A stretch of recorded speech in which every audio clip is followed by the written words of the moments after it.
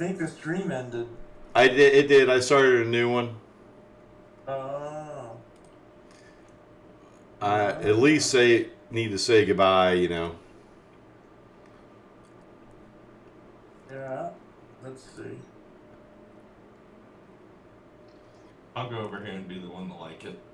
Yeah. Oh, did your machine crash on you, Bob? Yeah, the machine crashed. Ninja Trader crashed. So while I was coming back up, I went ahead and uninstalled the old Algobox and installed the new Algobox. Gotcha. And now I'm just trying to get everything back together. Yeah, now you're going to spend the whole London session tinkering, getting it all dialed back in.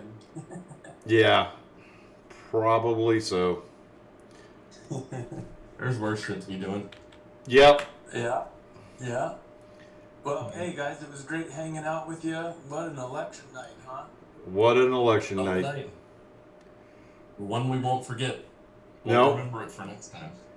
No more excuses. I don't want any excuses. No excuses. Yes. Well, have a great night, guys. Bob, thanks for pulling it all together. No problem, man. Yes. Thank you, Bob. I think we've all learned quite a bit. It was nice to see Vinny, Mike, and everybody that came in the chat. Great trading with you guys, and we'll do it again real soon. Sounds like a plan. Good, buddy. Take care. Thanks, guys.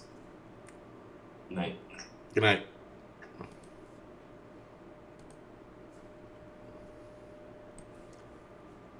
Let's see here.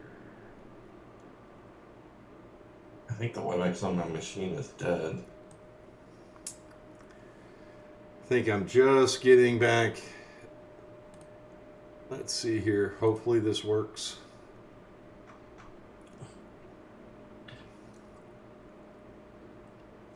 Felt bad for Mike. Kind of got quiet when Vinny was on. Yeah, I know.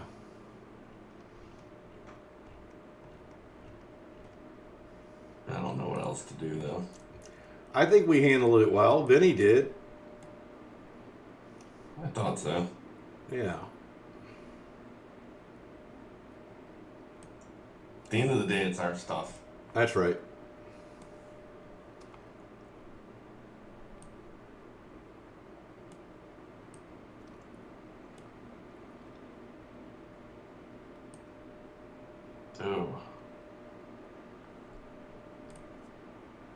Oh man, come on. Seriously? Crazy.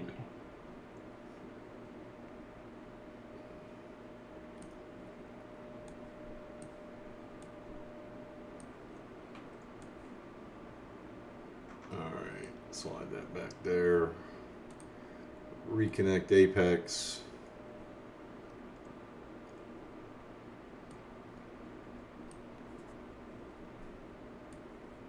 Yeah, that's not going to be good.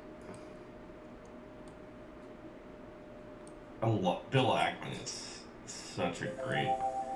He wrote tonight, and if the election outcome is as I expected, it should cause the large majority of the country who supported Kamala Harris and predicted her victory to begin to question their sources of truth. Half of the country believe that Twitter is filled with mis and disinformation, and that they can only therefore rely on the New York Times, MSNBC, CNN, and other mainstream media for their news. And they did. If, however, you've been active on Twitter for the last year, you've also known the truth days, weeks, and often months before the facts appear in the mainstream media. The mainstream media excerpted, clipped, and cut to defame Donald Trump, while claiming that Joe Biden was fit as a fiddle. Then when Biden's polls collapsed, Kamala Harris was anointed the candidate, and her biography was written with a glowing acclaim from the press. But this could not hold as she ducked the media and held fast to a teleprompter. Citizen journalists with their phone cameras in hand captured the real Kamala, forcing her to defend her record and her plans and more media appearances. It didn't go well, and the public demanded to learn more. So Kamala Harris had to risk more unscripted media. The doom loop was underway, with perhaps 60 Minutes as one of the more dramatic examples. Even after CBS tried to save her, most glaringly by excerpting one of her answers to replace a word salad response to another, but the citizen journalist on X quickly caught and outed this fraud and demanded the transcript.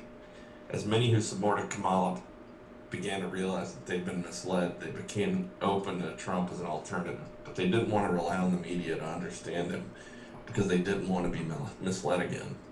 They wanted to hear the candidate in his own words, and that's where Lex Friedman and Joe Rogan long-form podcast came to the rescue. When Kamala was offered the same opportunities to explain herself, she rejected them, and the voting public could only draw negative inference. When the story of this election is written, I expect it will be as much about how half of America woke up to the reality that they've been manipulated by the media. This should lead to an abandonment by many of the mainstream media as their primary source of information. It will push more people to Twitter, to podcasts, and other empirical sources, and it will lead to a more informed public. The other outcome I hope happens is the implosion of the Democratic Party. The party lied to the American people about the cognitive power and fitness of the president. It prevented, threatened, litigated, and otherwise eliminated the ability of other candidates for the primary to compete, to get on ballots, and to even participate in the debate. The party and the administration used lawfare in an attempt to imprison, bankrupt, and otherwise kill off Trump as a candidate. These acts are collectively grave threats to our nation. With the highest irony in order, to hide these acts, the party accused the opposition candidate of being a grave threat to democracy. The Democratic Party proved itself to be fundamentally undemocratic. It needs a complete reboot. The leadership should be thrown out, and those responsible should apologize to the American people. Honestly, they've said it best. You can fool some of the people all the time, and all of the people some of the time, but you cannot fool all of the people all of the time. Harmonic NQ on the 3. There you go. And then he has a picture of Trump, and he says, they say Trump is out of control, but he's not. He's just out of their control. That's right. Who is that from? Bill Ackman, Okay. CEO of Pershing Square. Gotcha. Lower bands touch NQ on the 41. Probably the richest hedge fund in New York. Capital Investment House.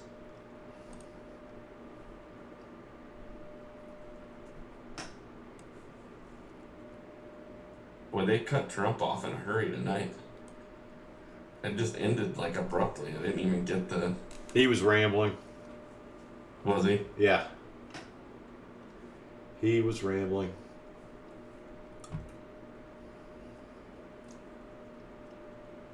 All right.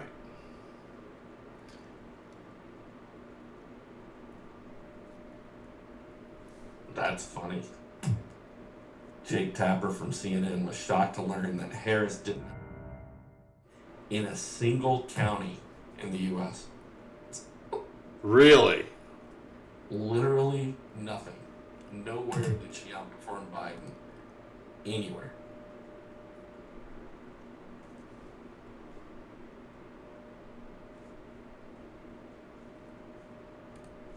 All right.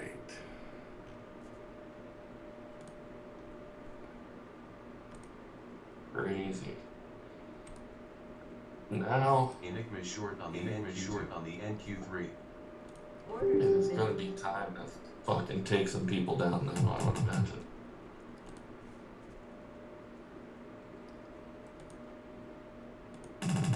NQ on the 3. Oh, I missed that entry. Okay. Spreads are any better. NQ on the 9. It's funny, spreads are back to normal again. Nope, never mind. It's untradeable right now because of the spreads. Harmonic NQ on the 3.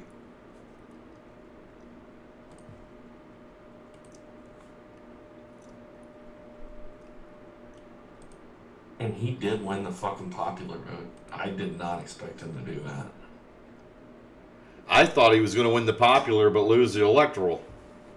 No, if he was Republican wins the popular vote, they'll win the electoral vote. The truth be told, he won it last time. They just weren't weren't paying attention. This time, they paid attention. Lower bands touch NQ on the 41. That's the truth to it. He won it in 20, and there's nothing that you can do to convince me otherwise. Oh no, I absolutely agree with that.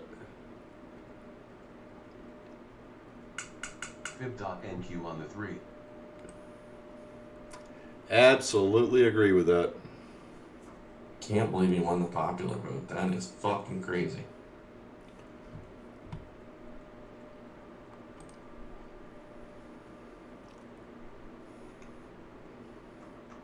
DCCMNQ on the 3.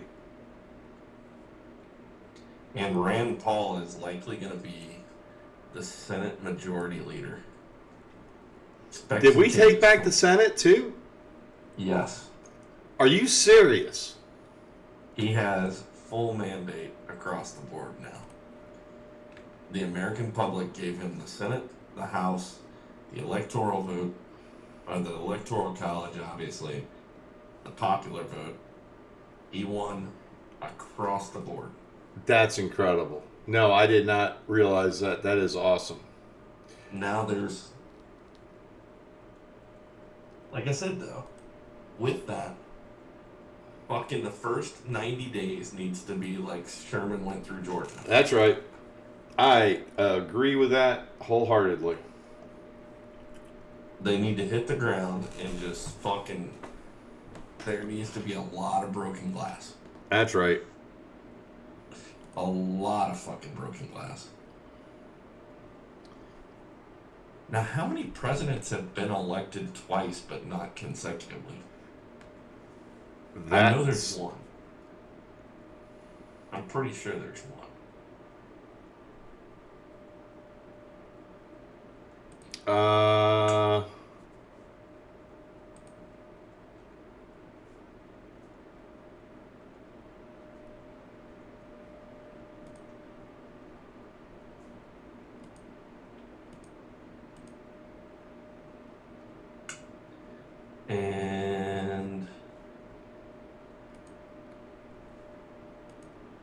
And Washington, Adams, Jefferson, Madison, Monroe, Quincy Adams, Andrew Jackson, Van Buren, Henry Harrison, Tyler Polk, NQ on the 6. Taylor,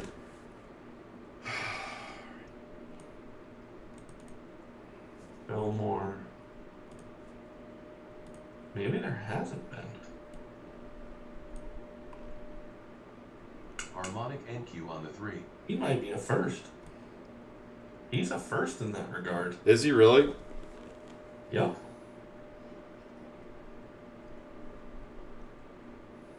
He might have only been the first to have the balls to actually stand up there and try to do it again. Yeah. I'm like you though. I thought there was two. I thought so too, but according to dates, there's not. I think we lost everybody. I think everybody went to bed. All right. I think so too. Are you watching the stream? I am. So I'm watching. We have two people watching. Oh, somebody joined in. Hey, hey, hey. That was Jesse James that says good night all. So that's three of us. It's the three people. So you can end the stream, buddy. I'm testing right at this point. I'm just testing layouts. All right. Getting ready for tomorrow. It's 3:15. I will not be on at all tomorrow. Okay. Oh, that's right. You're going fishing, dude. You need to go to bed. We're leaving in an hour and a half, man. Well, all right. At this point, I'm. What's the point, huh? NQ on the 9. Yeah, at this point, I'm done. Yeah. I gotta try to make a recovery here. Yeah, I'm $150 from a high water mark. That's the only thing that bothers me. That's the thing that bothers me.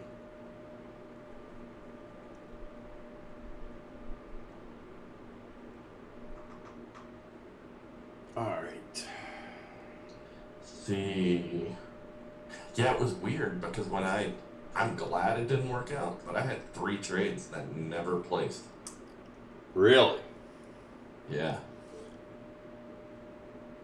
Oh, one was on that big dropout. Thank God it didn't go. Yeah.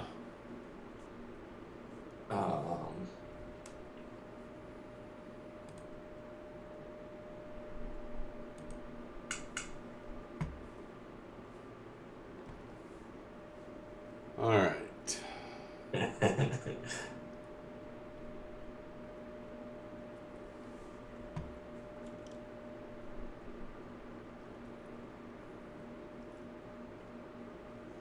Tonight, record usage of Twitter. No way. Well, it's not surprising. Yes. Harmonic NQ on the 3. Not surprising.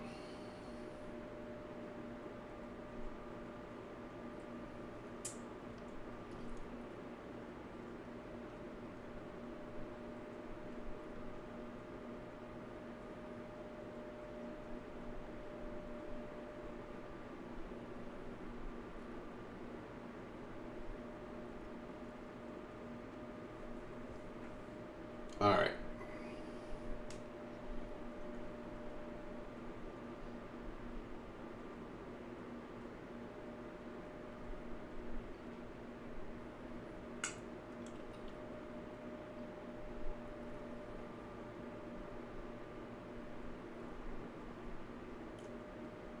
Harmonic NQ on the 6. All right. Here you go. Here's an interesting stat. Harmonic Trump NQ got on the 6. almost the same amount of votes as in 2020. Kamala Harris has gotten almost 20 million fewer votes than Biden did in 2020. Really? Is that how many fucking false ballots that I can see him missing by 10 million, Yeah. 5 million, but 20 million short? People were watching the trucks this time. Yup.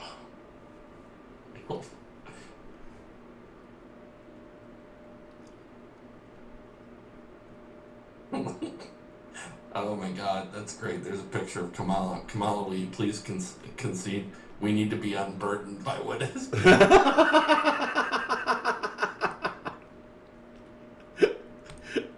Oh, man.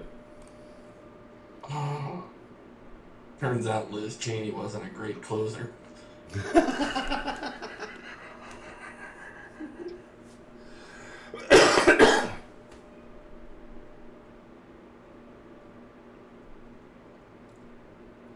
For Smith, the election proved, talking about Jack Smith and the federal cases against Trump. For Smith, turns out the election proved to be the largest jury verdict in history.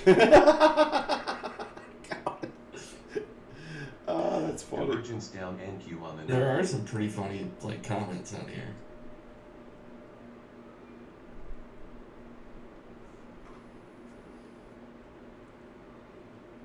Harmonic NQ on the 3.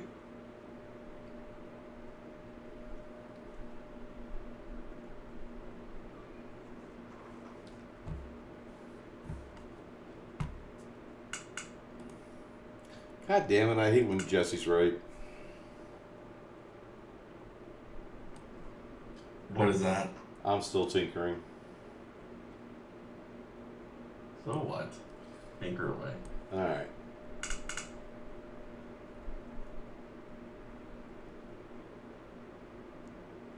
Spreads are getting back more in line.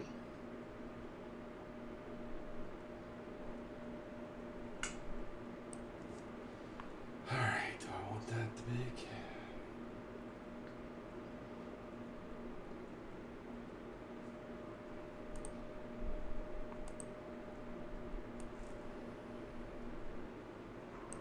Alright. The interesting thing is, and it's the 44s range. That's what I've been missing.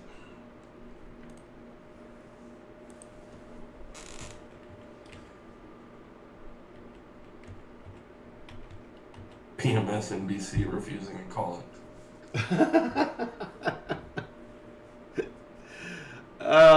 That's why she's not conceding. They're going to file it in Supreme Court tomorrow.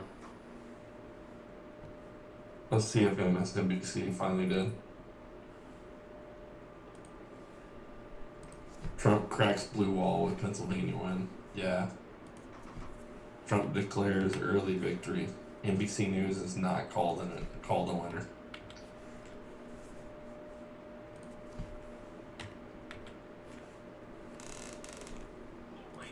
But to come down and land back in that, really tight zone we know Wisconsin likes to be in, that's very possible. In terms of the big picture story you see out of Wisconsin is a continuation of the trend here in the Trump area in Wisconsin, and it's simply this: a transformation of Wisconsin politically. It is not long ago that you would have been looking at this map, even in a close race in Wisconsin. They won't. NBC will not call Wisconsin. Really? Why? Blue-collar counties. Oh, because they're still backing up the trucks. 2012, and Donald Trump came along, and we could show you counties where he had net gains of like 40 points over what Barack Obama was doing. And you just take them one by one. They're small, rural in a lot of cases, but Trump's made further gains in those places tonight. So they just add up. You could take dozens of these counties, aggregate them together. Trump's made significant gains just by adding 2-3 points in those places. We called it at the start of the night, to look at Allegheny County, to look at Winnebago County. This is where Oshkosh is. Was Trump going to be hitting his 2020 number, or was he going to be hitting his 2016 number? Now it's 12 right now. There is some of that mail to come in, but right now he's above both of those. And the Democrats, meanwhile, look, they did get ahead here in Dane County where Madison is. That 188,000 does mark a bigger margin for them out of Dane than they got last time. I think they might have wanted more out of here. But again, with that mail to come in Milwaukee, there's still a chance here for Harris in this state. But I think wherever it lands, it will. All about the mail delivery in Milwaukee.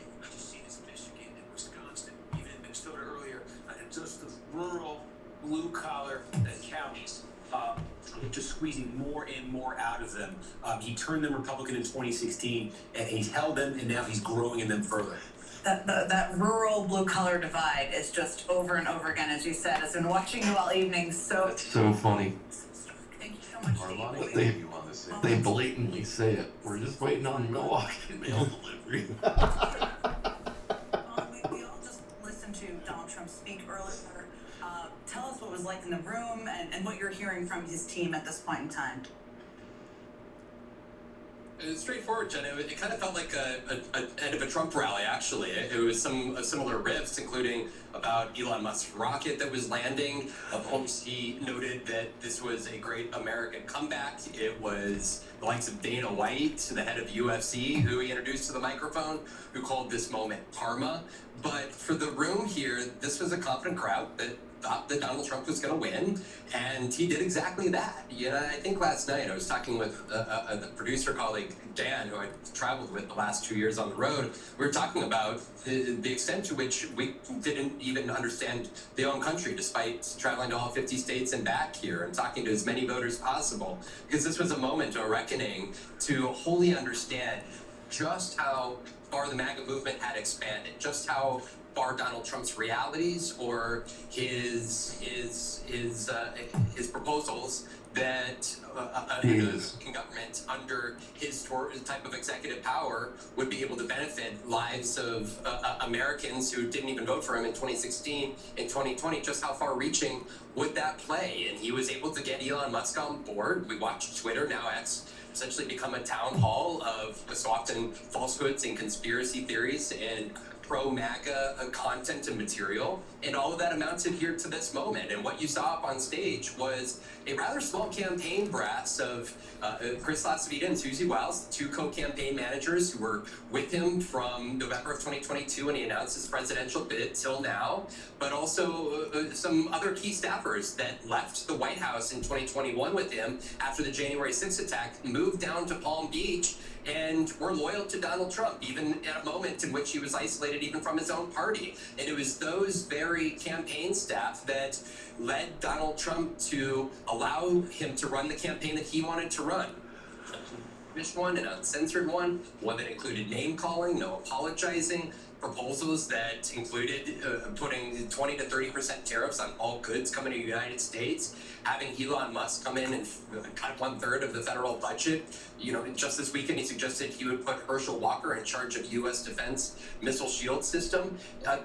Even in the closing week here, this was Donald Trump in his purest form. And tonight, you could say it kind of seemed like perhaps a little bit of a surprise, Donald Trump, that it was called so quickly. But one, in talking with his campaign's advisors over the course of the last months, they wholly believed that there was an American electorate that was buying into what Donald Trump was selling. And so far, based off the ballot count here, that's exactly what America delivered for the former president. And based off of where the council is, the likely next president.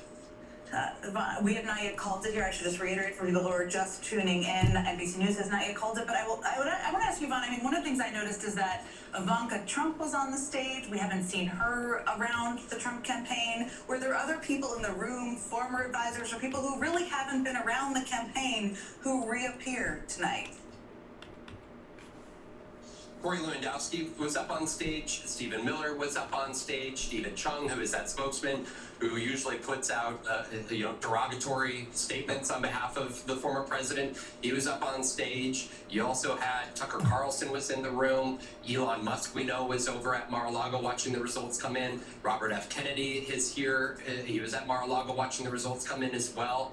This was, right, there was no Nikki Haley or Ron DeSantis or, members of Congress who were urging Donald Trump to move beyond his political status or not run again, right? Tim Scott wasn't here.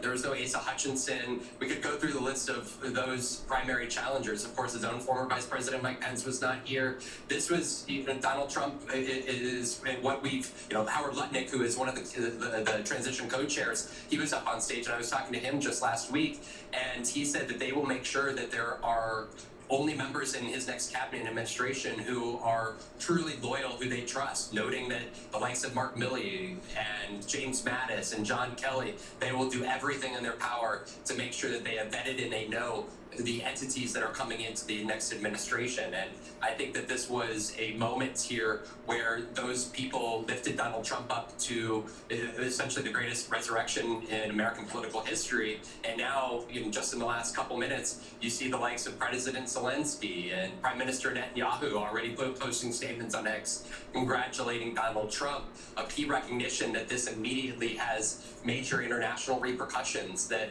extend well beyond American politics, but one that has direct impact on two active wars that are going on. Of course, Donald Trump, if he is elected president, wouldn't take office until January 20th, yet that does not mean that there are not calculated decisions that are taking place in real time overseas, understanding that very well there's a likelihood or potential of this current Republican candidate for president potentially taking the White House again.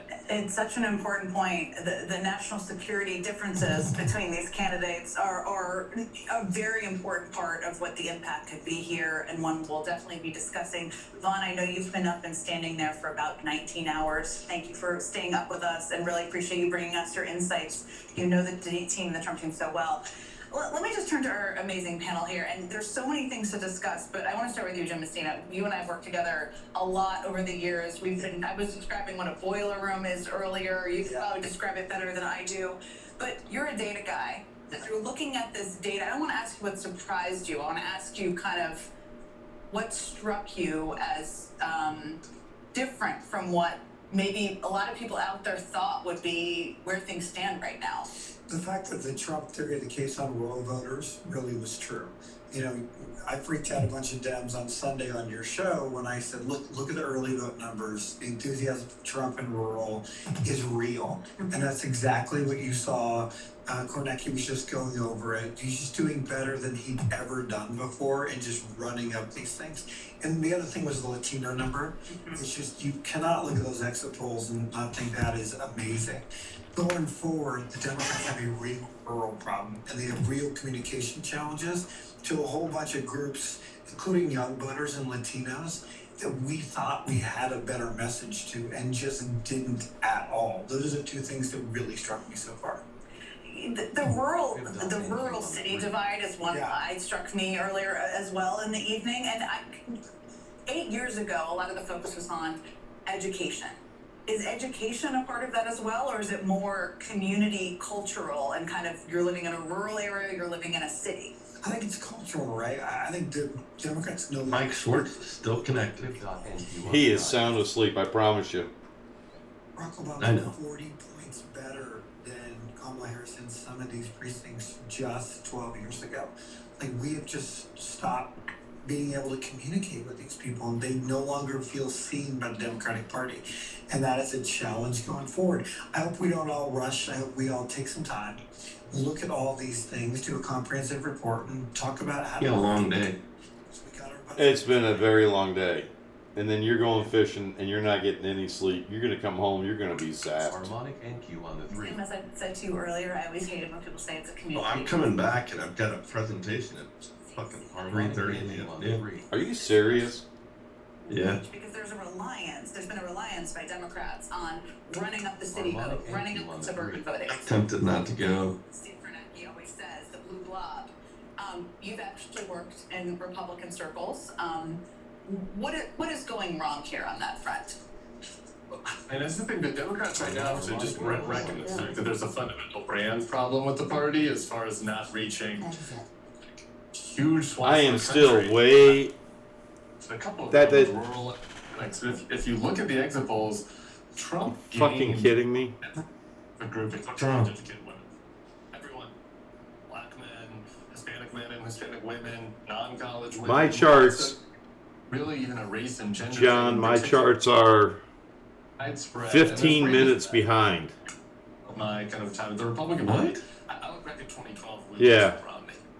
And afterwards, I got the 321 little thing or that little thing, and that might make the difference. and if it's we reach that 334. The reality was that the Romney-Ryan party did not appeal to What the hell is going on? to black and brown Americans. It also didn't really appeal that. Have you disconnected from your data? Yep. That's where the I just got back on. So when you say communicate, yeah, but it's more like we have to figure out how to talk to them. It's not about like a talking points. Like Democrats have to think about how their brand is resonating outside of college-educated, urban and suburban white America. Yeah, that's what I mean. It's bigger than a set of words. Yeah. And so people shouldn't define it as words, in my view. Michael Steele, Trying to catch up right now. just want to just ask Dude, you, I'm down to $500. taking in what we Unbelievable. know now. We don't know everything. There's still more votes to come in, but based on what we know now. So, you know, there's a lot of Well, just slow down. Now's not the time to trade it. No, but I mean, there's no speed on it. to do in 2000. It just came back up. It's telling me it's 321 on my charts. Happened here tonight with the Republican Party or the MAGA Party. Now it's catching up. In that period of time, was the American people will always tell you what they Well, want. that's fucked up. Better listen to them. I took a trade from 13 minutes ago and got whacked. They don't like the whole. They don't like the whole thing. The impression that their kids Unbelievable. are being put through some type of deprogramming. Yeah, right now I'm seeing 305 on your charts or something. They think the economy Yeah. is not a friend. It's calculating. In Joe Biden for this economy, right? No, for their personal economy. They're frustrated. Oh no, your charts were way out of whack. Yeah. My friend here, Tim, the cultural piece is a huge piece for. Now I'm seeing the right time. What we learned tonight is not just And the I am hung up again. So in the country. Are you? Yes. It's people who live right over here off of Park Avenue. The people who live on. Is this a brand new workspace? And the reality No. of it is, You think I should start with a brand new workspace? I would trash the workspace. Okay. against, like myself and Okay. I run into problems, so I would just create a new workspace. When I run into problems, that's what I do. I just start with a new workspace. begins to do its thing, which it Gotcha. will. It was We have 4 people watching. stand here basically. It's a train wreck, folks. It's a train wreck. Got this, but you can see and you know that there's going to be a slide. into something else. Well, we've seen this movie a We've thousand seen this times. movie 1,000 times. But here's the thing. The American people are okay with that. Countermeasure. What's the countermeasure to what we see Donald Trump do every day? Because clearly it's not enough to say democracy's at stake. Because the American people are like, yeah, I don't really feel that. I don't think that. And even though, ironically, in our own exit polling, folks were like, a democracy was in. All right, I'm going to start up in safe mode. For a second. Yes, but majority say democracy under threat, 75%, but among voters who believe that, half went for Harris and half went for Trump. There you are. That's exactly where I was going. So you've got this space where there's a lot to learn from tonight. The challenge is going to be how the Democratic Party learns what it needs to learn and deal with what's going to come beginning on January 20th. When the further deconstruction of all the administrative states that we think hold this union together come under assault. Because, at the end of the day, it may not be Donald Trump, but a lot of people on that stage and a lot of people who are going to be in that oval with him, that's what they want to do. And as much as they want to lie about Project 2025, they laid it out. They're not going to just go, oh, well, do we just 900 pages of nothing? That's not how this works. So you're going to see two competing moments that the country's going to confront, one of which they won't care about, right? Which is all the stuff because they think Trump is good. So they're not going to be concerned about that. The Democrats are going to have to worry about that. Plus, to Jim's point, how do you begin to level up a message to turn around those numbers that they saw? And we will get into together a couple things, including the fact that Trump also has a Republican Senate. We don't know where control of the House is, right. which is a big factor. But Molly, I want to ask you, there's a lot of data to dig through. One of the things that you and I have talked about a lot is women voters. I mean, Trump improved among women from how he did in the past, according to the exit polls. The other thing that struck me is that these ballot initiatives on abortion in Florida, Arizona, and some other states, where the majority of voters voted to protect abortion rights, and there was a big overlap of people who also voted for Trump, which to me means we maybe didn't capture or didn't discuss or didn't accurately analyze the fact that people can think about things in multiple ways that bend the mind, but they can vote to protect abortion rights and still vote for the guy who essentially killed them. But give me your, what as you're looking at women voters, abortion rights. The only bright spot in this entire night was that white college-educated women were not having it. That said, white, non-college educated women were all in. And I think that, look, we're in a completely different media universe than we were in 2012 or 2010. And I think that's a really important point. We don't know where people are getting their news. And remember, Donald Trump in that speech said it was a huge win for democracy. So his people also think that he's protecting democracy, which in itself is a huge communication problem here, right? And I think that, it's, when you would talk to the campaign, they would always be like, are we reaching people? And that is a media problem, right? Newspapers, some of the reasons why newspapers aren't endorsing are complicated and scary, but some of the reason why is because it doesn't matter. It doesn't move the needle. Newspaper endorsements used to really matter.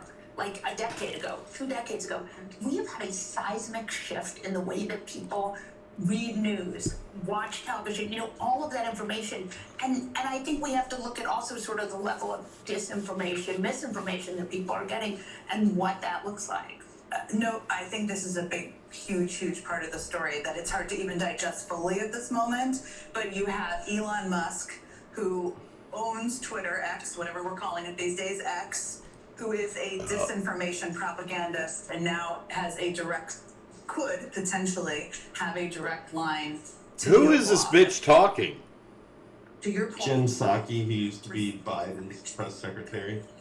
That many people have never even heard of, that are massive communicators to voters, including Telegram, including... On the stage tonight, during the acceptance speech, they shouted out the Nelk Boys, Theo Von, Joe Rogan. There was one other one. I'm sure folks have heard about Joe Rogan, but a couple of those other ones that Trump, Aiden Ross, that Trump did interviews with, niche outlets that have huge audiences.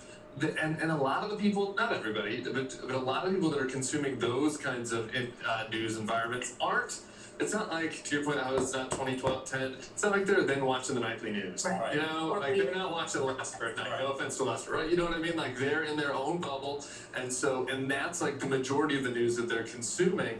And it is going to be incumbent on Democrats that, and it's kind of funny that the Nelk Boys got mentioned in the acceptance speech tonight, I guess. But you also have to take this seriously and figure out how to talk to those people and how to have a message for those young men, because the Democrats do have a message for the young men, but a lot of times they weren't really trying to offer one. I want to come back to this. I think this is such an important part of the conversation because it's like how you think about how campaigns are run and operate. And it's just different quite a bit.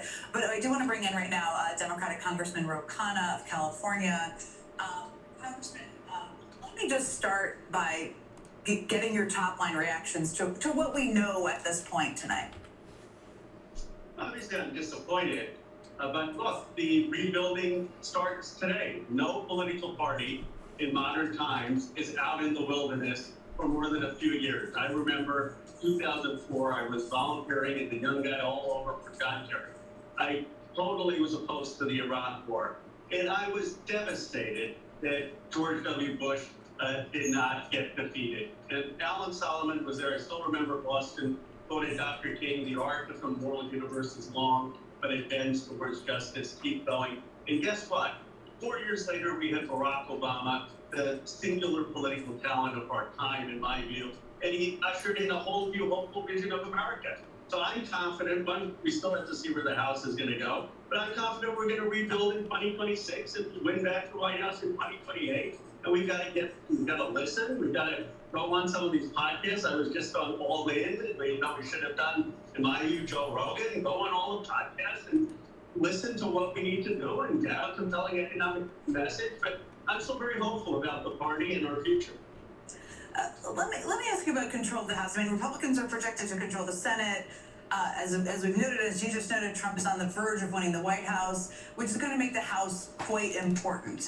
What are you hearing from your House colleagues about how things are shaking out tonight in some of these key races, some of which have been called, but some of which we're still waiting for, including a number in your state of California?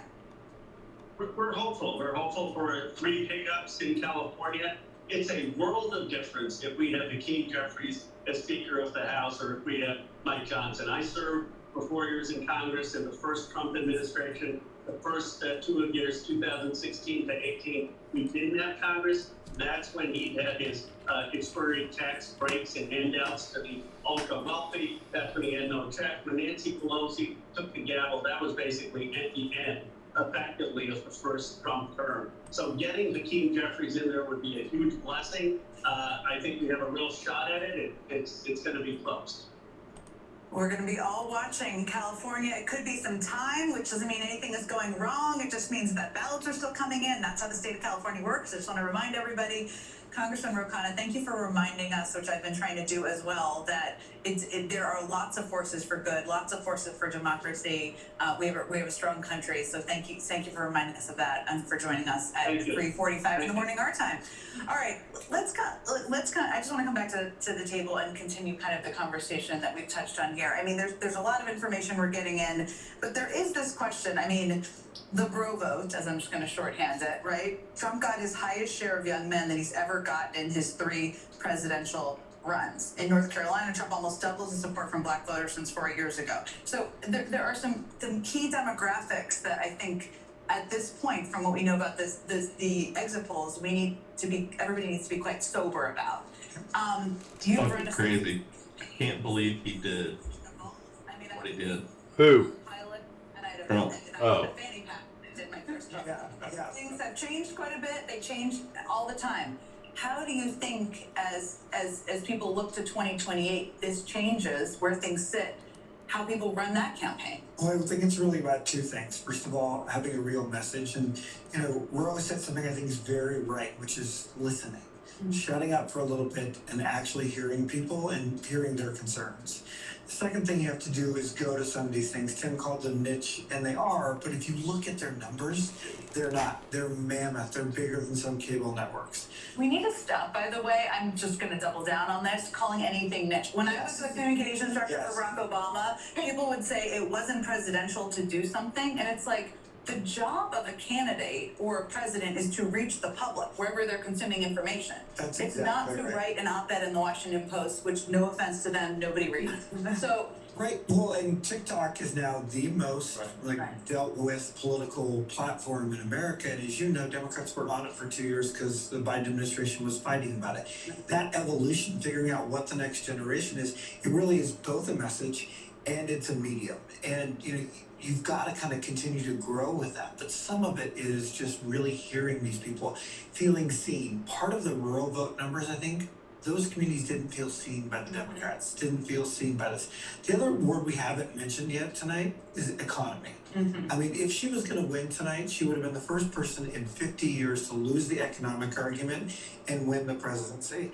And, you know, we have an economic messaging thing, and it's really been Donald Trump's sweet spot. And Democrats have got to figure out how to take back the economic argument. Because when Bill Clinton and Barack Obama and Joe Biden were winning presidential elections, they won the economic argument. why do you think that is on the economic? You're a messaging guy. It was your take, Tim. Bill Clinton was good at making people think that he cared about them. Yeah. You know what I mean? Yeah. And so, like, this is not really a particular critique of any Democratic candidate themselves, but like, do the people that watch the Joe Rogan podcast, or do the people that live in Winnebago County or whatever, like, do they think that the Democrats care about them? I don't think so. And maybe that's not fair, right? Or maybe, you know, like, you could do plenty of things about how Donald Trump's a phony and he pretends to care about them. But that's politics, you know? And I think, like, actually showing up, right? Actually being there and saying, hey, I'm going to talk to you like a normal person, right? And I'm going to demonstrate that I care what you think about it. And I can say, okay, well, here's what Trump's saying that's BS, actually. And, you know, he's saying this, but the economy is doing this. And I don't know, in my life, like, I got these concerns, right? I feel like the Democrats have gotten into a very talking point friendly way a lot of times. So it's not really about, like, me giving them something to say. It's about just being more authentic, right? In these, we're not calling them niche media outlets, right? But like, when you go there, being more authentic, and I obviously think that there are actual economic policy issues you need to talk about as well. But like, the very first step right now is being missed. I think we can just be honest about that. Can I just ask a question? What do you think the culture war is? What do Democrats think the culture war really is? I mean, because it is economics. John, are you awake? Yeah. It is transgenderism. All right, can you take a peek at my screen? Yeah. All right, so this is Vinny's layout. For them. How do I import this? Of what Trump has been able to successfully define. You have any idea? And give me a second. I said this a little bit earlier this evening, and it really, I think, resonates. So you bring it into your workspaces? Yeah. 2016 cycle to All right, so let's back up. So this is his current live stream workspace. Yeah. All right, so he's got the code here, but I don't know quite how to do it. Yeah, you just copy that file. Uh-huh. And you put it in your workspace, your templates folder for workspaces. Those underlying threads have still never been Okay, so you just download right here. Class by the Okay. media class. And meanwhile, middle America, Okay. y'all don't need us. I got it. Perfect. And I want to point. You get the live so I can. Translator, because you know. Okay. I'm trying to figure out if I want Don W's. Tens of millions of dollars behind. You know, this is not an issue that to me, this is just to put my cards on the table. Very much a morality issue where young people are born one gender and are another gender. And they have made it into a wedge issue, a cruelty issue. but they've successfully brought people to their side by suggesting Fucking market's ripping long again. that people are going to go Awesome. to school and their teachers are going to change their gender and send them home. That's not factual. It's not accurate. It's cruel. It's harsh. And he has not, at the same time, put forward any economic plan aside from tariffs that will raise costs. Doesn't have to.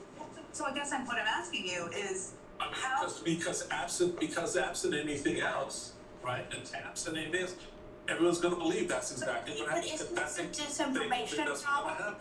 Isn't this a disinformation problem?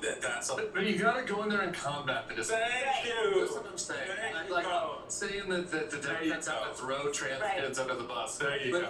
Any Democrat go into a conservative space and say, you're saying that Kamala Harris is going to do that, or Donald Trump's saying that Jimmy's going to go into school and come out Jenny. Right. Like, that's not true. Here's what we want to do. Like, here's how we do. Here are the protections we want in place. Here are the protections for the girls' sports we want to place. Like, we want to respect everybody. Did anybody actually try to do that? I don't think so. And that would be a criticism I might have about the campaign, is that they were very cautious. Very. No, you don't have to be sorry. We're having an honest talk here. We're all trying to delve in and understand what's going on. You'll remember Trump world just threw anything. I mean, obviously they have a different set of morals and values, but they threw everything against the wall. Whereas the Harris campaign, just like the Clinton campaign, very, very cautious.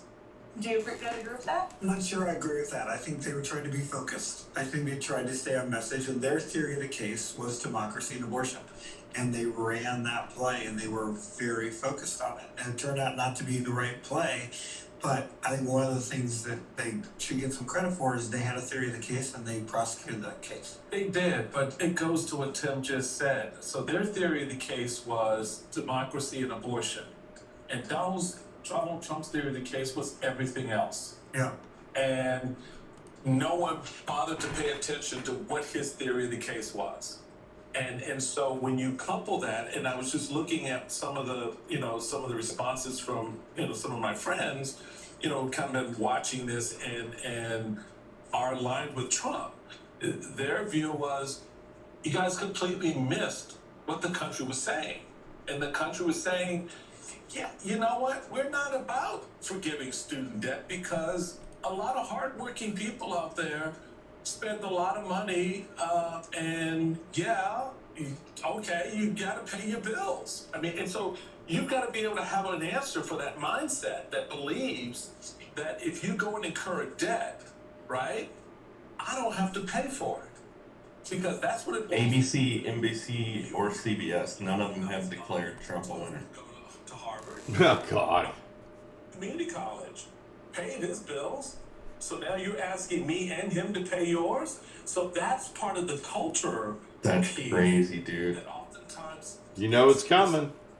translated into something else, and then there's just a visceral reaction to it. Are we waiting for a fucking redo? Meanwhile, he's marching on down the road with folks. Yep. And that's what you see. America. Not a doubt in my always- mind. You just need to listen to what they're telling you. He did.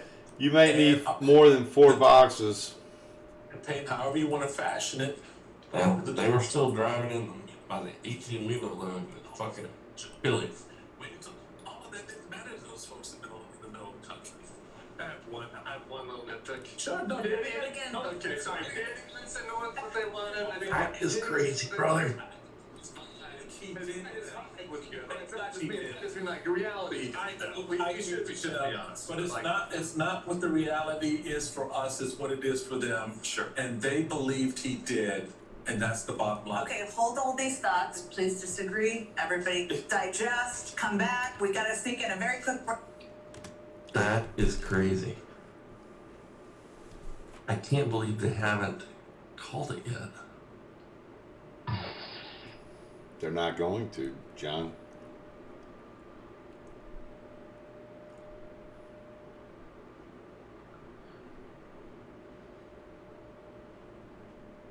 Yeah, they're not calling Wisconsin. They've called Pennsylvania at this point. They haven't called Nevada, Arizona, or Wisconsin.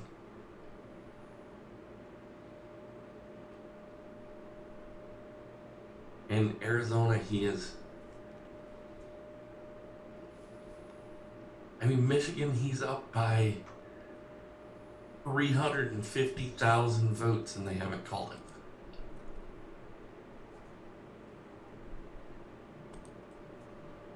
That's crazy. Hey, you know what you need to do tomorrow? What? Go get some more ammo. Yeah.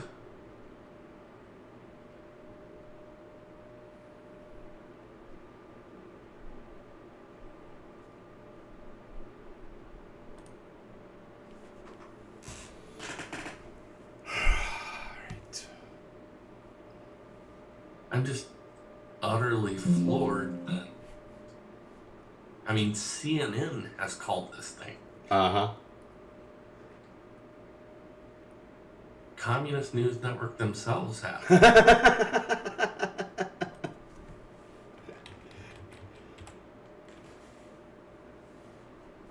So for CBS, I guess it's mainstream media. They just refuse to give in.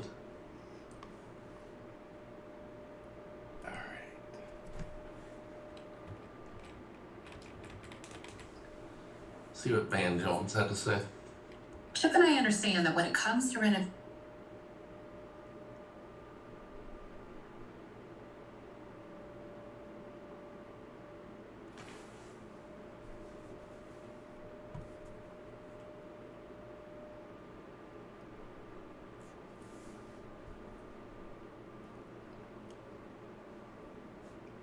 John, you still there?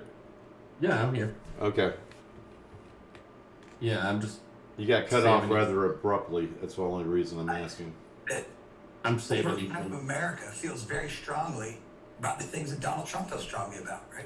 A secure border, the economy, crime. They may not be a perfect messenger, but the message resonates. And what Van and we talked about this earlier about the check engine light, all those things are real. Democracy is a luxury when you can't pay your bills. And I think, there are a great deal of Americans tonight who are sitting back and saying, kind of look at it, that everyone, that they, crazy. It was the elite and kind of sneering and saying, we told you so. We're not garbage. We're hardworking people. We believe in these things, right? People don't like to be talked down to. This coalition, this is Hispanics. Trump is crushing in Hispanics, the Hispanic vote in Pennsylvania. Right? He's getting 50% of the women. Lehigh County, he's up from 2020. He was at 55%. He's now at. Allentown is. We were talking about how the Puerto Ricans had come out. He's winning those votes because you know what those people care about? They care about security. They care about economy. They care about those things around the kitchen table. So, if the former president is going to be the next president, I think there's a lot of America's going to have to sit back. He's going to win. Looks like he may win the popular vote. Right? There's going to be a reckoning in America that people are going to have to sit back and say, maybe some of these things Trump's espousing are not crazy. Maybe he's right. Maybe the Democratic Party needs to come back to the center if they want to be competitive again. There's going to be a part where they're going to say, we need to go further to the left. Ben? I hear what you're saying.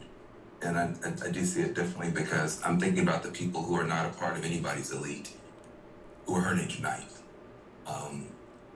There are African-American women who know a little bit about being talked down to, know a little bit about having their economic dreams crushed, who tried to dream a big dream over the past couple of months. And tonight they're trading in a lot of hope for a lot of hurt. And they were hoping that maybe this time, one of their own could be seen as worthy. And once again, they were facing rejection. And that hurts. They thought tomorrow morning they're going to walk out with their shoulders back a little bit, maybe able to breathe for the first time and feel like they belong someplace. They did everything that they knew how to do. And it's going to be harder than it should be tomorrow for them to hold their heads up. And they're not the only people who are hurting tonight. If you're a parent of a trans kid, your child's face was used as a springboard to power for somebody. That doesn't feel good.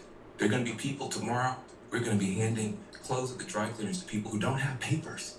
There are going to be people who are going to be cleaning your teeth tomorrow who don't have papers. And they're terrified tonight.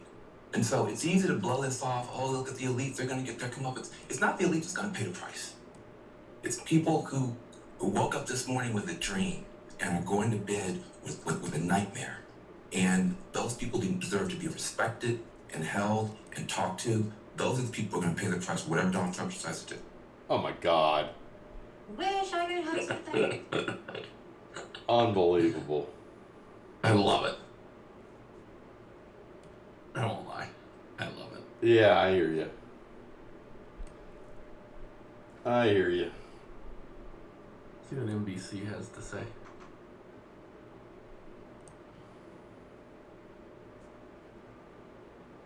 Trump closing in on the White House.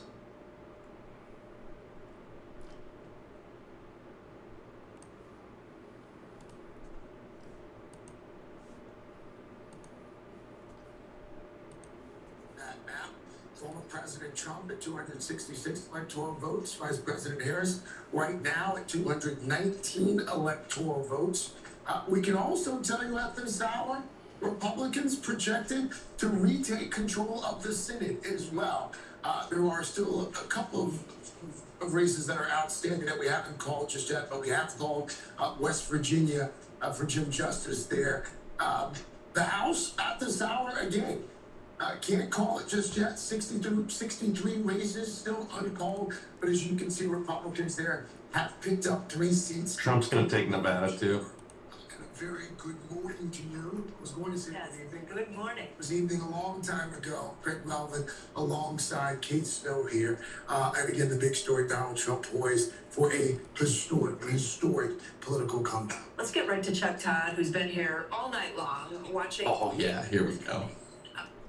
Where are you focusing now? Well, look, I mean, there's 2 things I'm looking at. One is how close are we to calling Wisconsin? Yeah. I'm going to go over there and show you that. Which would put Trump over. Which would put him officially over the 270 mark, and I'll show you what we're waiting on here and why we haven't called it, because there is technically enough vote out there to get him there in Milwaukee. As you can see, that it is 107,000.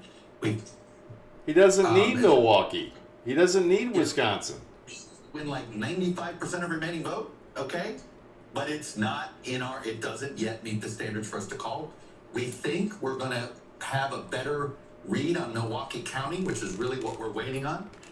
And when we get a better read, we will feel better about being to characterize this race. But that right now, I think, is of all the potential official paths to get him there, this is one. But the bigger thing, the bigger thing is not the bigger thing. Presidency is the bigger thing.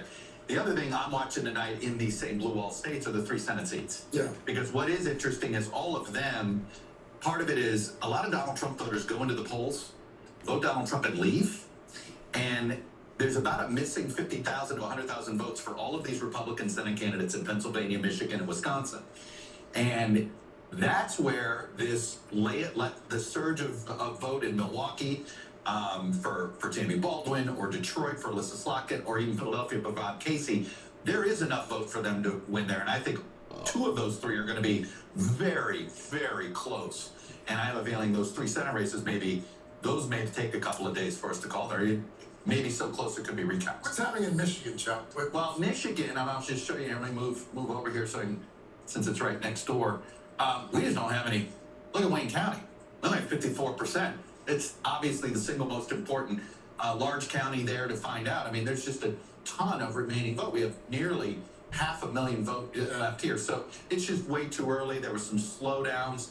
Just Michigan, this is just not going to get called tonight, this morning. I'm looking at a note from our reporters there. The Detroit city clerk had been saying that they were going to have all this wrapped up by 11 p.m. Eastern time for Detroit, Wayne County, and it's held up. Right. And then for whatever reason, we've had a lot of problems getting data from the various counties. It's just not. So Michigan's just going to take us a long time to get settled. I will want to take you to Alaska, because that is. Take us to Alaska, Chuck. That is also a state that will make them 1 electoral vote short. We're waiting on Maine, because Maine 2. But as you can see here, he's got a lead. 70% of the vote is in. Touch RTY on It's let's see how much raw vote is there. 40,000.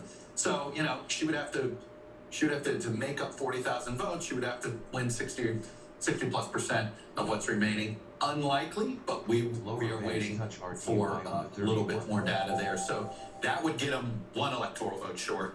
And of course, as I showed you before, Maine's 2nd congressional district is one that we do expect him to carry. That would give him the 270. Chuck, come back and join us here at the West Coast. I want to bring in Ryan Nobles, Kelly O'Donnell. They'll be with us for the rest of these early morning hours as well. I mean, again, these results dramatically change the landscape for Democrats especially, and Republicans as well. What can we glean from the first Trump administration when we look at what a second administration might look like, just in terms of the folks that he surrounds himself with, the makeup of leadership in the House and the Senate as well? One thing that I'm struck by, because now we're into the window of talking about the transition, which is one of the more bureaucratic, nerdy things. But he really, he really had no interest in that when he won the first time.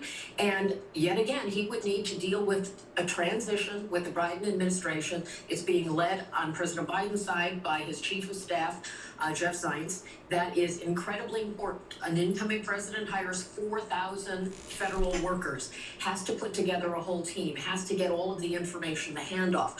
On the campaign trail, we heard how Barack Obama had said he had prepared a pandemic guide for any future president, and that got tossed in the trash in the transition.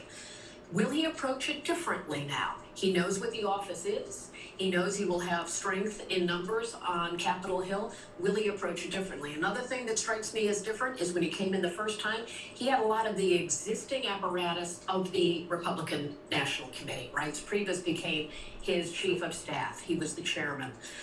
He had some of the people who were kind of willing to step in for the good of the country, who were not allies of Donald Trump. Many of them, of course, in the time during this campaign said they don't experience, knowledge, and many of them say he should not have been voted in a second time. So who will he surround himself in those key positions? All of that will be critical. Yeah, you guys are going to have a lot of fun, though, because there's a bunch of U.S. senators that are on some short lists. I mean, I'm already hearing Marco Rubio to state, Tom Cotton to defense, not saying. So all of a sudden, we could have new senators. Yep, Bill Hagerty is another one, all from states with Republican governors, so they wouldn't cost themselves Senate seats. But I definitely think you will see people who are on that short list for BP, Doug Burgum as well, and Marco Rubio probably both end up in this cabinet. And the other big difference between this incoming Trump administration versus the last one, to Kelly's point, he didn't really know anybody in the political sphere. He didn't have relationships with these people that he appointed to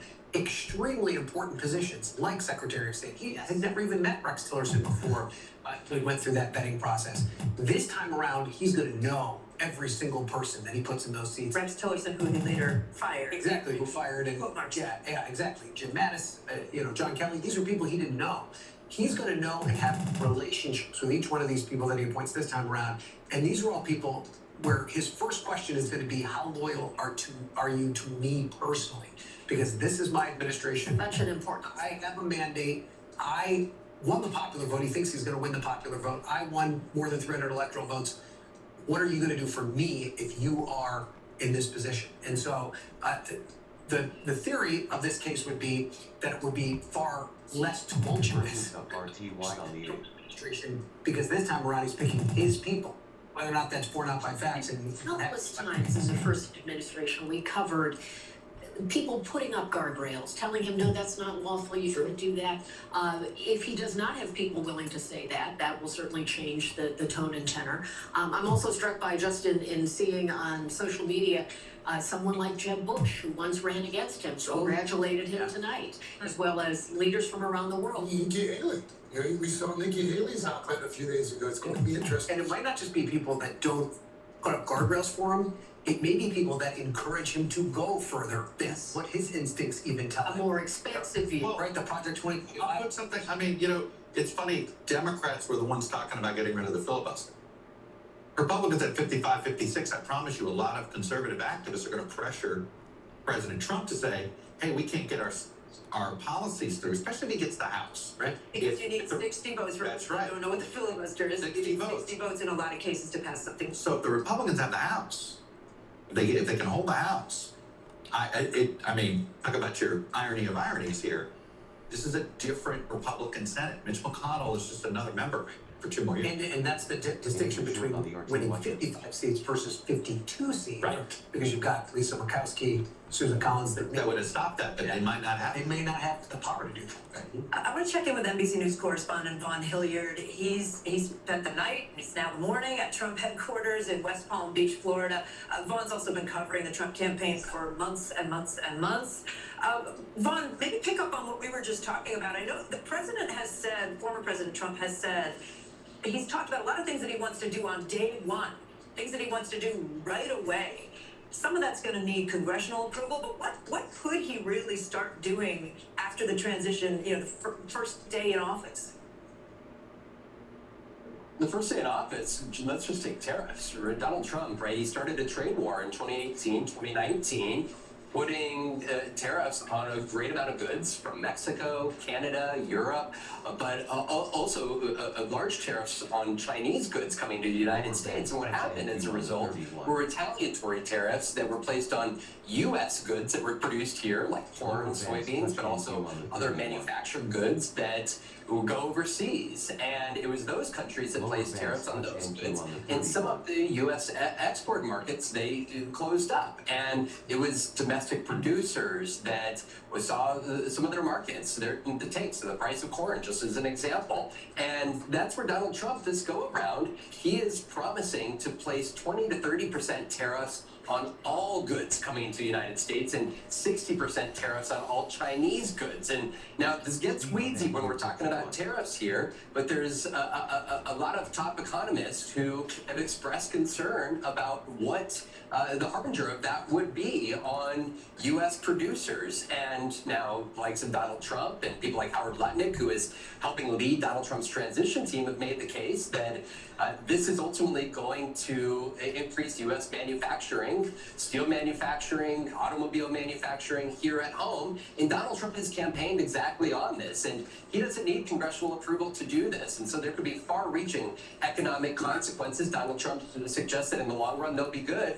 But folks in the immediate could very well, like in 2018, 2019, feel some of those immediate impacts. And Donald Trump doesn't need congressional approval for that. All right, Vaughn Hilliard for us there. West Palm at Trump headquarters. Vaughn, stand by. We do want to come back Fuck you. Yeah, let's talk about another issue tonight that our NBC News exit polls are showing. A huge shift in the youth vote, in the younger vote, especially young men turning out for former President Trump, a key demographic, obviously, that he had hoped would show up, and it looks like so far, based on exit polling, they did. We want to bring in NBC News correspondent Savannah Sellers. Savannah's at the desk with us now. Good to see you. Welcome to the morning shift. What are we seeing? Because it's not just young men, it's also young women, right? To an extent, yes, to an extent. More so young men. It is those young men. We did see in exit polling also that abortion still is that motivating issue for young women, but young men and the way that they came out for Trump just sort of seems to have taken that over completely. He made really significant gains with young voters in crucial blue wall states. We saw him actually, according to our NBC News exit polls, he's ahead right now in the youth vote in Michigan. It can't be overstated that that's a big deal that he actually won that in that state, nearly tied in Wisconsin, nearly tied in North Carolina. So you see these places where he definitely made those steps. If we want to talk about how he did that, right? I mean, just in my reporting, I actually kind of started noticing this about a week or so ago, a shift that I was seeing on college campuses where students started to tell me who were Republicans, I think there's more Trump support here than I had thought, because it's kind of starting to be on my Snapchat, it's starting to be on my TikTok. Yeah. I'm hearing people feel more comfortable saying, I'm supporting the former president. The former president also had a really targeted strategy when it came to sort of going after these voters in these untraditional spaces. Podcasts, yeah. Fraternities, yeah. Sports, these cultish personalities making those choices for those podcasts, like a Logan Paul, like a Joe Rogan. By the way, his son, Barron Trump, was essentially his unofficial podcast advisor, saying, this is what I think you should go on, Dad. Mm-hmm. I'm a first-time voter. I'm a college student. This is what I'm listening to. And he actually reached those viewers there. I had a number of my friends talk about the betting lines. Mm-hmm. Just following the betting lines. Roddy Schwartz, who was in Arizona, who was on the campus of ASU tonight, he called me and he said, on camera, the last 3 people that I spoke to said to me, I don't care what the polls say, I don't look at the polls, I looked at the odds. Absolutely. And by the way, I know it sounds weird to us, perhaps. there's an entire generation of a voter who lives that way. Oh, yeah. Whether it's FanDuel every weekend, that's what they're doing. That's what And even in high school, by the way. Can I just note, my parents live in State College, Pennsylvania, Center County, Pennsylvania. If you bring it up, it's red for Trump. He held an event, not last weekend, but the weekend before, in that college town on the Penn State campus, which people there were like, what is he doing? This county is typically blue. It's been blue for a long time. Not by a lot, but blue. But it's red today. And Chuck, I don't know. I wonder what that says about Penn State students potentially coming out. Look, you and I both have, I think, Gen Z kids. Yes. And I have them in each gender. So 18 to 21. yeah, I've got 17 and 20. And I have seen it. And, it was interesting. I got an anecdote from my voter who early on said, yeah, I've got a friend who's a Trump supporter. He tried to go vote, but he wasn't registered. And so that was sort of just one anecdote. Turned out that's just one anecdote. But a lot of these places, you have same-day voter registration. Yeah. I think Michigan. Mm-hmm. That's the same-day voter registration. Yep. So if that means a whole bunch of people showed up, the assumption was, it's so funny.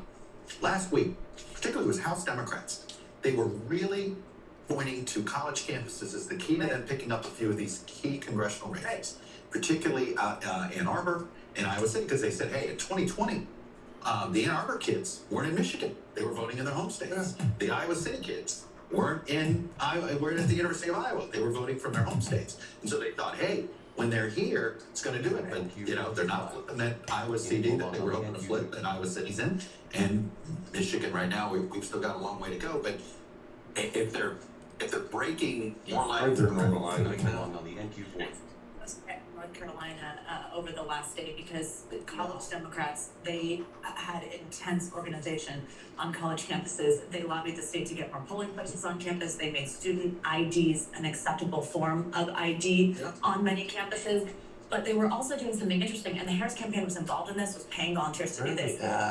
Anyone who registered to vote with them or who signed out what they were calling a commit to vote card, they were sending them directly Google Calendar invitations with their closest polling location.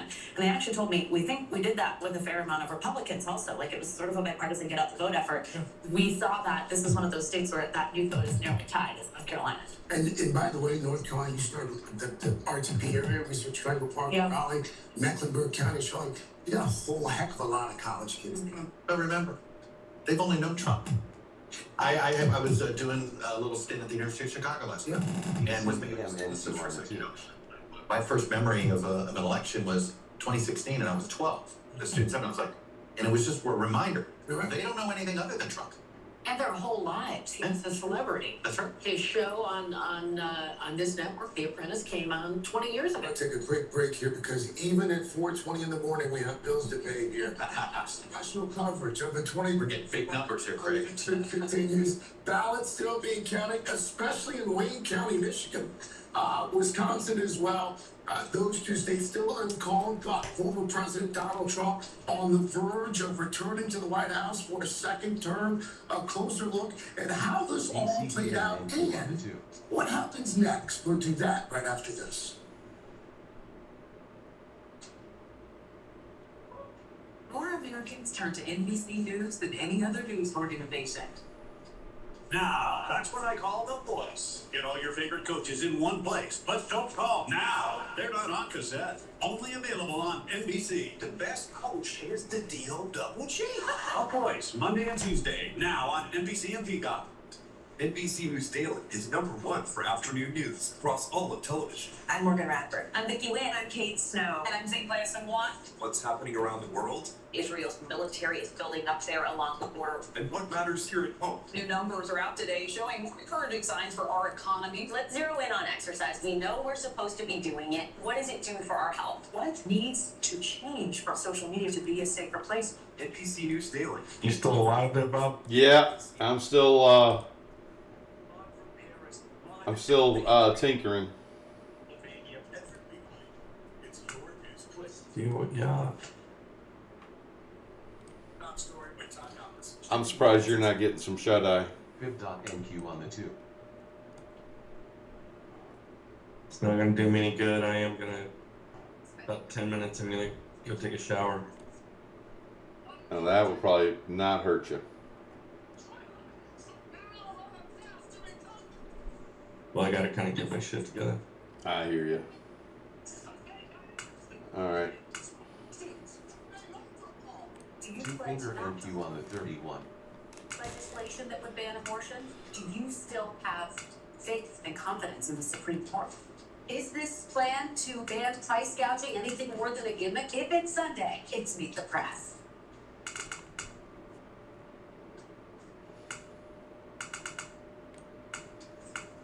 Wow. Speed of NQ 59.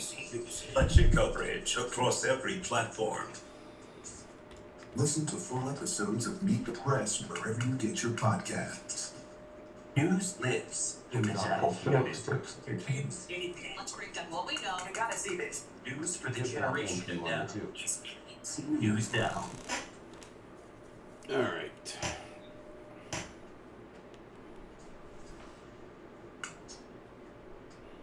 Welcome back. Our NBC News exit polls giving us a glimpse into this historic election and what factors drove voters out to the polls. This exit poll showing us how voters are feeling about the way things are going in the U.S. You see 73% dissatisfied or angry. It's a lot of dissatisfied or angry voters. It is. There's a lot we can extrapolate from that. And that's got to be more than one party saying that. It's exit polls. Why in the hell did it just do that? This we've got Matt Gorman, former senior communications advisor for the Oh, God. What? Some MSNBC Harris activist on the ground at Trump's headquarters is currently losing his mind, claiming that Trump won because Twitter is propaganda, Elon Musk is evil. Oh, well, God All almighty. while claiming that Harris still has a chance. Jen Psaki on MSNBC just cut into the note that MSNBC is refusing to accept the election results. The second comment into the post says, "I hope Elon buys that place and turns it into a Wendy's."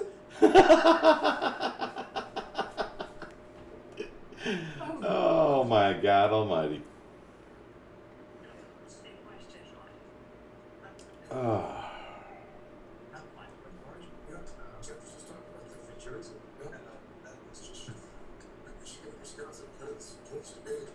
Pretty dominant place as well. Yeah. You also have a unique vantage point. You also have an ambassador as well. We all remember what the first Trump term looked like, what it sounded like. Is there any universe in which this second Trump administration looks crazy? Divergence down NQ on the 8th. One knows more people. People from whom he'll select ambassadors, Secretary of State, and others as well. So, and I think there's a good fundraising we're waiting for this opportunity. So, I think that's going to be different than that. So he has much more familiarity with how Washington works, and I hope that leads to a smoother time as well. I know that our allies want that, certainly. We just checked in with Keir Simmons, who's overseas for us in the Middle East, and he was, statement after statement from world leaders, like the Russian leader, saying, I don't remember the exact words, but congratulations. It's definitely being seen around the world at this hour. Absolutely, and I think to Senator Flake's point, this was a marriage of convenience in late 2016, early 2017. They're just trying to assemble a team. Now, they've been dating for about 10 years now. They know each other pretty well. So they're folks that are ready to assume the positions, as you talked about earlier, Senator Rubio, Senator Haggerty, and others. Senator Scott. We'll see. I think I could see him staying in Congress and doing some things there, but wouldn't discount it. There are people who Trump knows, Trump trusts, and has a relationship with. It might make that transition and then governing a little easier. And these senators have relationships overseas as well with some of these heads of state, and that helps. That's certainly. We just have about a minute left. I'm a little surprised by your tone. I would have thought you might have been concerned. Well, there's always concern.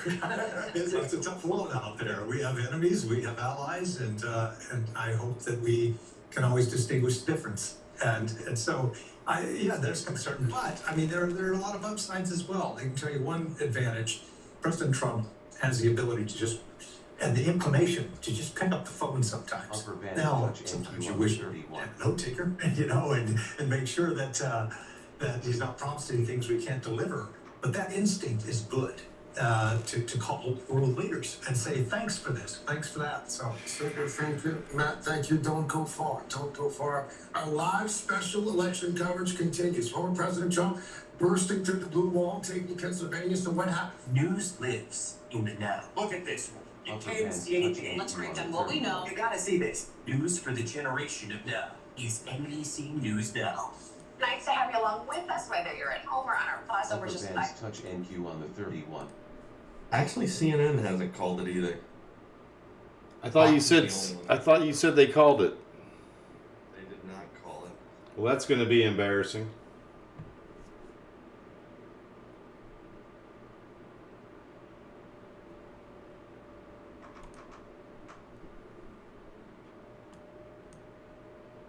They're still finding more votes in Wisconsin. Of course they are. They're finding more votes in Michigan. Of course they are.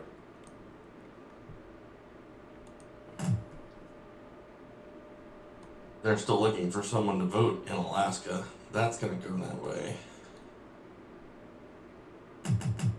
I thought he had Pittsburgh. Pennsylvania. He does. All right, so Pennsylvania plus any state with more than 3 electoral votes gets him 270. Yeah. 94% of the vote in.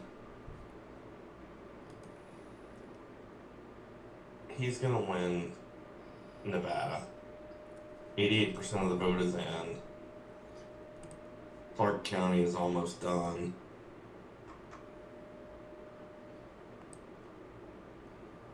Yeah. He's gonna win Nevada. They can call that fucking state. It's over.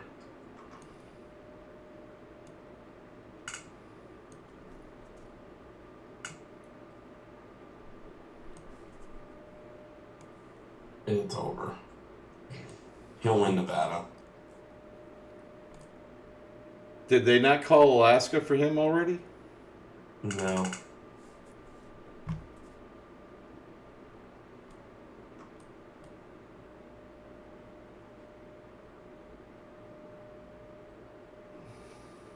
Divergence down NQ bands touch NQ on the 31. He might actually take Arizona.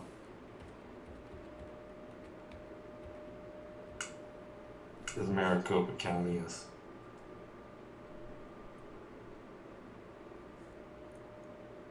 out there. Maricopa and Pima counties are still out there. I just have a hard time believing that like one of these borders, counties is gonna go hardcore Democrat, but that's what it's doing. It's Yeah. freaking crazy. Freaking crazy.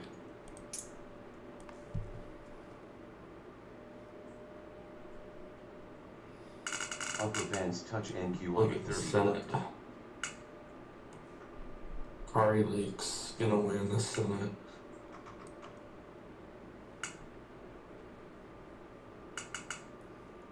Yeah, it looks like we're gonna pick up the Senate in NQ 54. both Michigan and Wisconsin potentially. Pennsylvania as well. You could pick up 3 more Senate seats.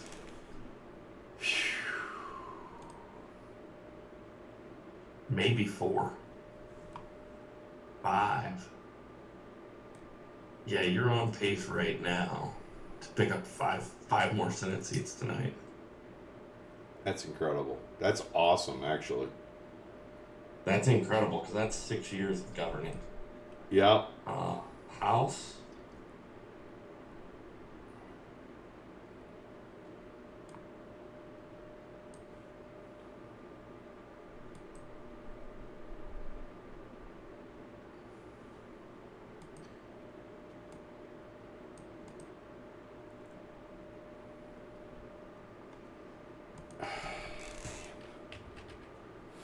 He's going to be pushing Supreme Court justices out of out of their seats at this point, I would imagine. Well, you want him to retire. Oh yeah. So that way he can confirm some young 40-year-old judge. That's right. To ensure the Supreme Court stays. NQ on the 31. Oh God. I gotta stop reading that stuff and start picking up more. There's been a couple beautiful trades that I've just flat out not paid attention to.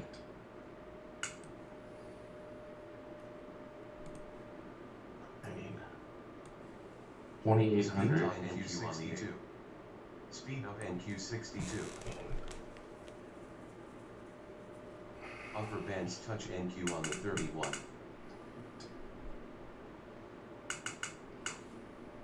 Divergence down NQ on the 2. I have to hold off before I go long.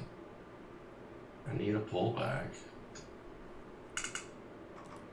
But it is just flip and go. Again. This is crazy.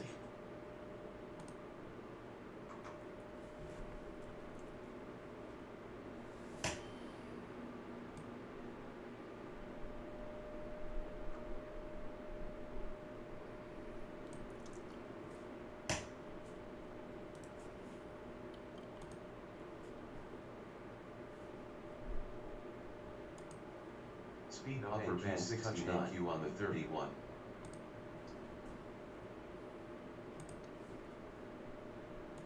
I'm waiting for a Upper big bands touch NQ pullback. on the 31. Order filled.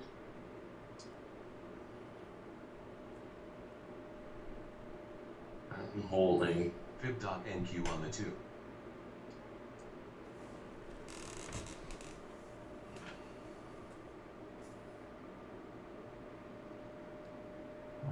Holding. I gotta go. There it is. That's my ready up, right? Yep.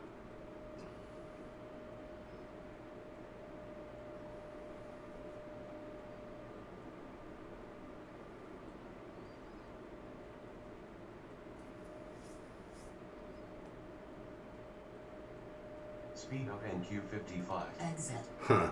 Fib.NQ on the 2.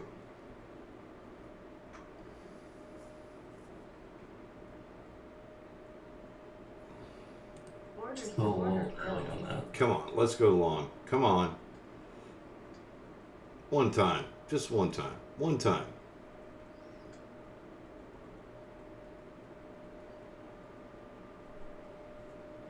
Nope, you're not gonna do it for me. You're gonna kill this one too. Yes, sir. Fib.NQ on the 2. Oh, come on. Damn it, boy. Go, go, go.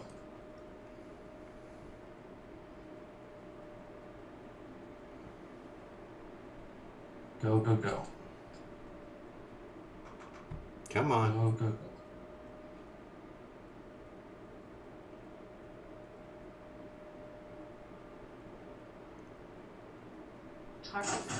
Finally. Yep. Oh my God. Run. Run. Right into that shark. Shark on what? Exit. On the twos. I'm on the twos. I don't Are you? need to be on the twos.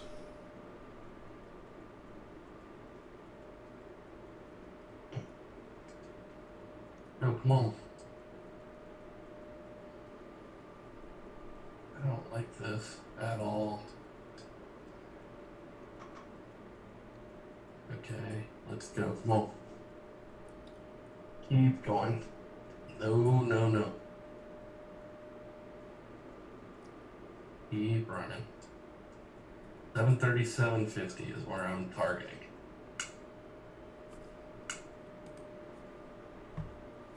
Let's go. Let's go.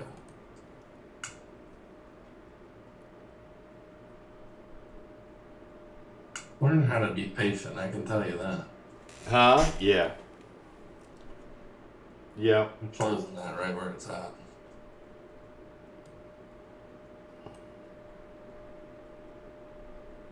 It's gonna get there too.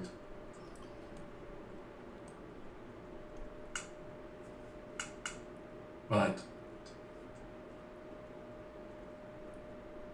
Gonna run right into. I got a shark on the twos. glad to see the Bollinger Bands on the 9s kind of peeling down. Yeah. That's why.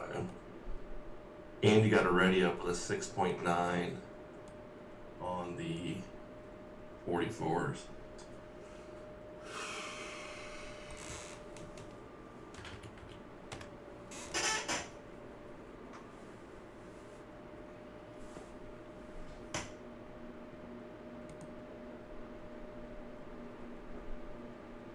And that makes me feel a little better. Alright.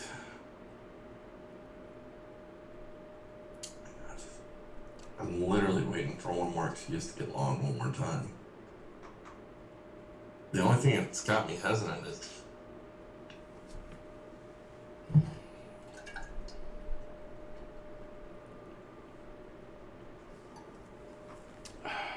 your buyers are kind of running out of steam.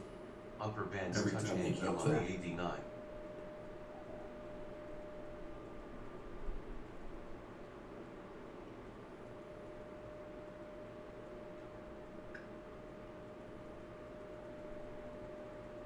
Fib dot NQ on the 8. Show me what you got. Give me a Flowmaster event. All I'm looking for. Cross, Alpha, Omega. Got a dot on the 9s.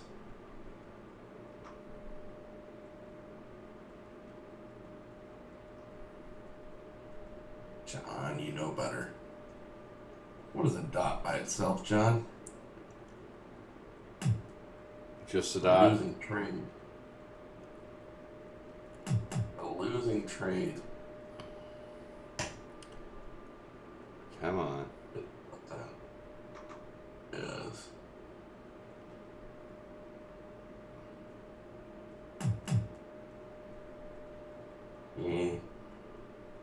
Let me exit this gracefully before you rip my face off.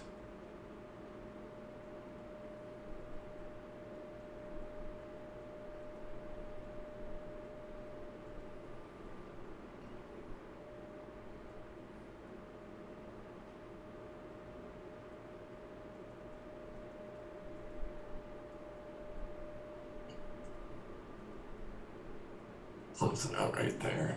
Stupid. The profit that I took on the last trade was lost on this one. Watch it go now. Yep. No, it doesn't. There we go. Everything's flattening out. If it gets back into this harmonic on the 9s though, could be interesting. I guess the bands are starting to point down a little bit, aren't they? Order submitted. Order filled. All right, let's go. Let's go. Yeah, I'm waiting. Come on. Come on, let's go. Exit. I'll There you take it. go. Absolutely, you will.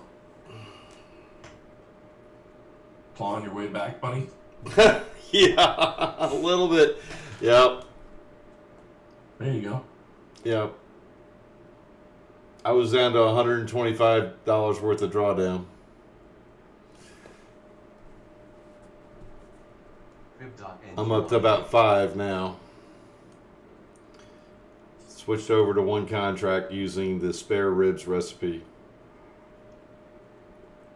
God, these charts are so full of lines, I can't see shit. Up and to the right. Up and to... No, I'm kidding. I still don't think I got the right version.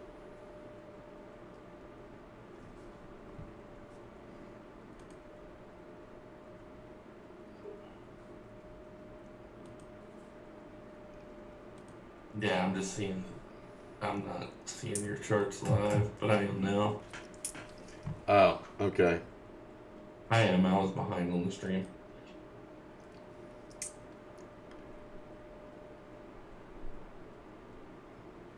Alright.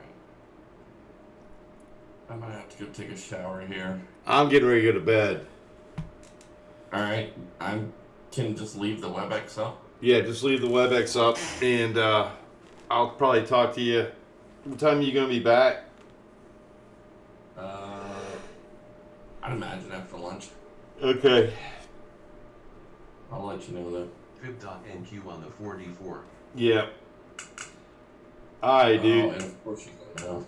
Alright, buddy. Enjoy I'll talk to you yourself. later. Have a good day. You too, man. Enjoy yourself. See ya. Alright, bye.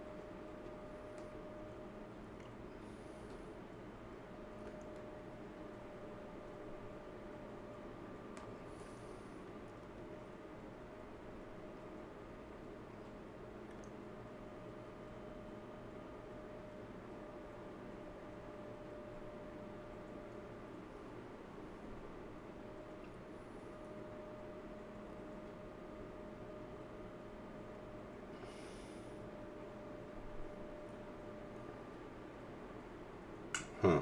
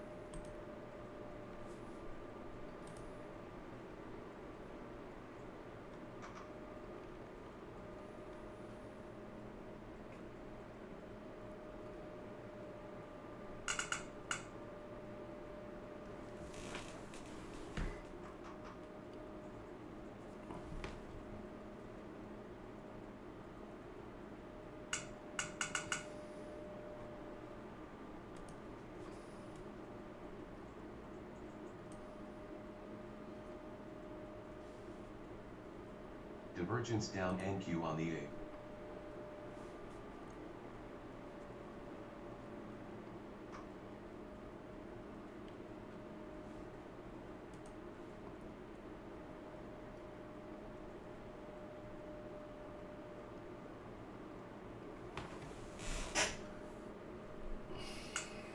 Upper bands touch NQ on the 89. Fib.NQ on the 2.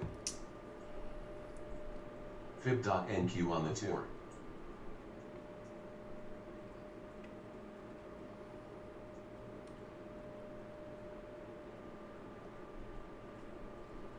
Order filled.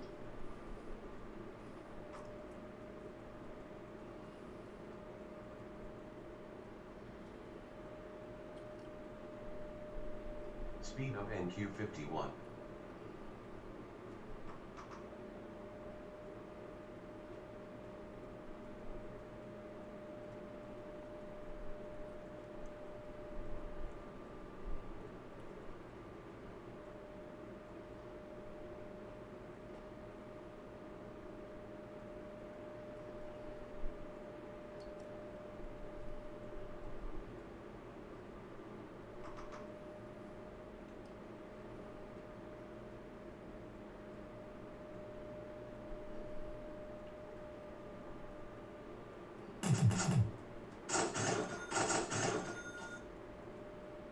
Enigma long on the NQ2.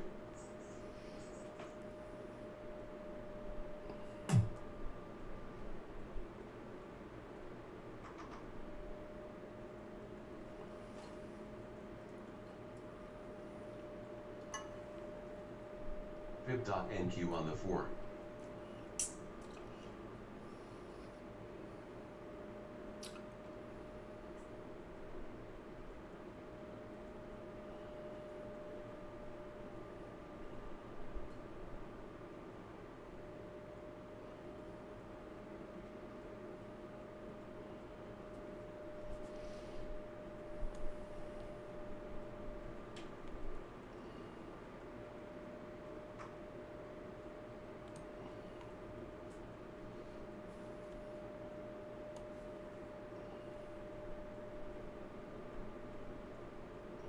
DCDMNQ on the 2.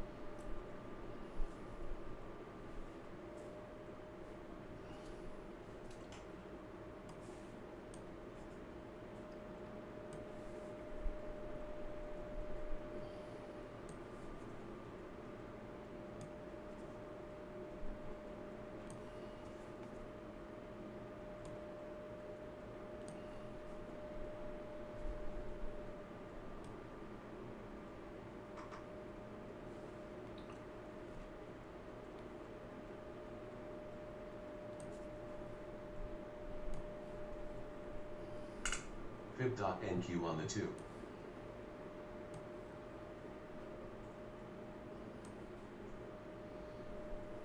Enigma long on the NQ2. Fib.NQ on the 8.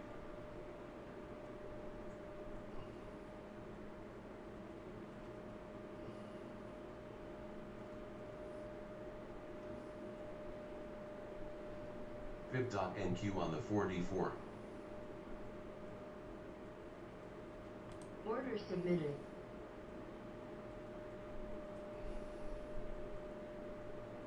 Order cancelled. Speed up NQ60.